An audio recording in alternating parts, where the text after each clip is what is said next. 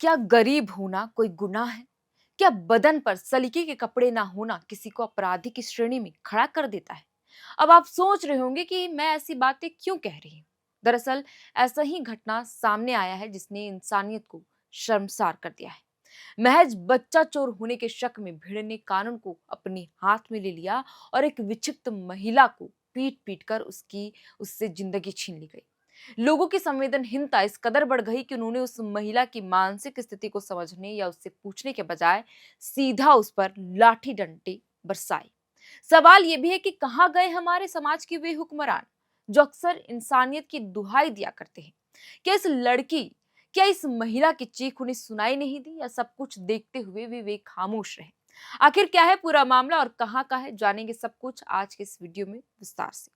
दरअसल गुमला जिले के विशनपुर थाना में ऐसा ही मामला सामने आया है जहां भीड़ ने एक विक्षिप्त महिला को पीट पीट कर मार डाला। आखिर वह भी किसी की बेटी रही होगी, किसी की बहन। लेकिन रविवार रात लापू गांव के गोरियाटाड़ टोले में उसकी पहचान से पहले ही उसकी जिंदगी खत्म कर दी गई, महज बच्चा चोर की एक अफवाह ने। मीडिया रिपोर्ट्स के अनुसार रविवार की रात करीब 10 बजे गांव के एक घर के पास केले की झाड़ी में छिपी एक विक्षिप्त महिला को कुछ लोगों ने देखा।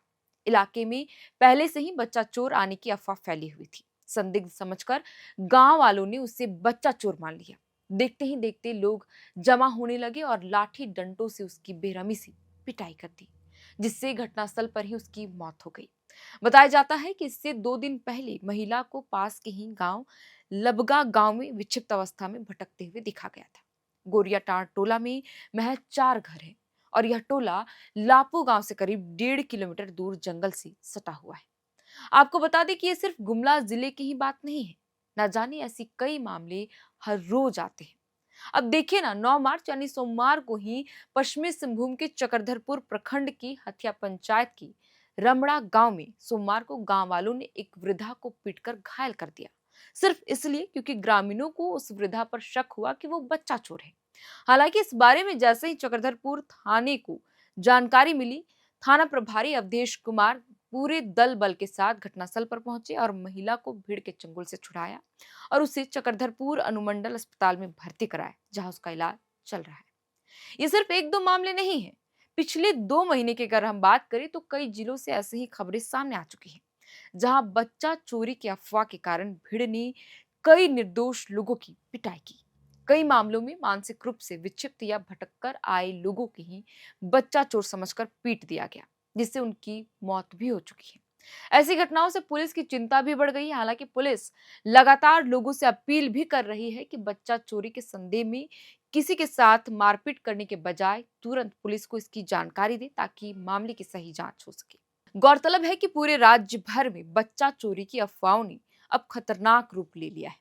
कई जागरूकता अभियान भी चलाए जा रहे हैं, बावजूद सामूहिक मारपीट के मामले थम नहीं रहे।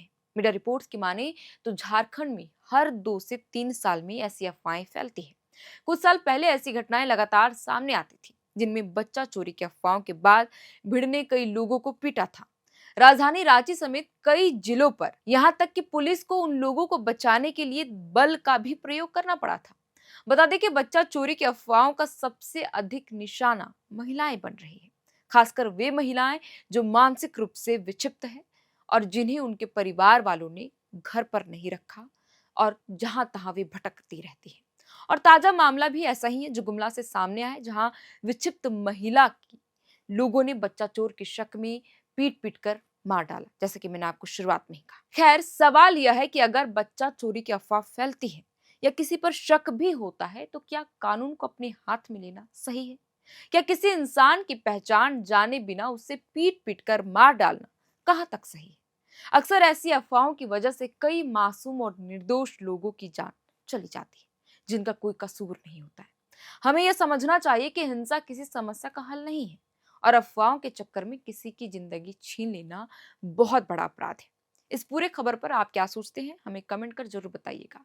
और जाते जाते हम भी आपसे यही अपील करते हैं कि अगर आपके इलाके में कोई भी ऐसी महिला या विक्षिप्त व्यक्ति दिखाई दे तो उन पर शक करने के बजाय आप इसकी जानकारी तुरंत अपने नजदीकी पुलिस थाने में दें, लेकिन कानून को अपने हाथ में ना लें। आप देख रहे थे एयरना और मेरा नाम है शरतन। कैमरे के पीछे मौजूद है हमारे सहयोगी विकास। बहुत बहुत शुक्रिया।